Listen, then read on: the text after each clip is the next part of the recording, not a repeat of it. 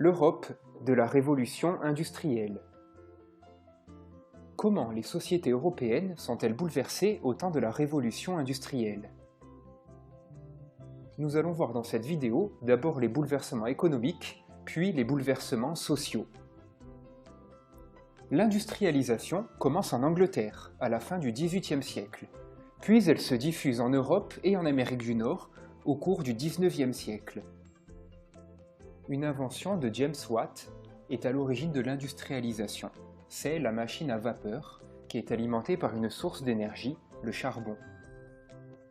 Elle permet de faire fonctionner de nombreuses machines, notamment les locomotives.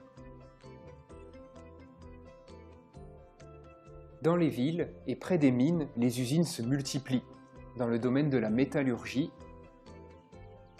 ainsi que dans le textile. La production augmente fortement.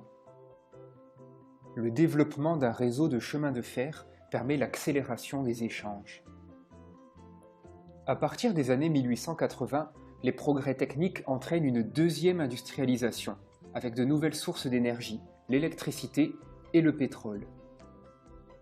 Parallèlement, le système économique est en forte mutation. Pour construire une usine ou une voie de chemin de fer, les entrepreneurs ont besoin de capitaux.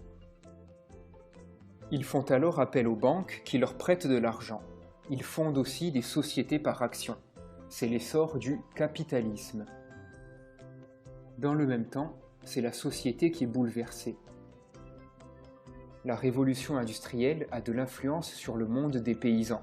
Leur manière de travailler s'améliore et une main-d'œuvre nombreuse est libérée. Les paysans quittent alors en masse les campagnes pour aller travailler dans les villes où se trouvent notamment les usines.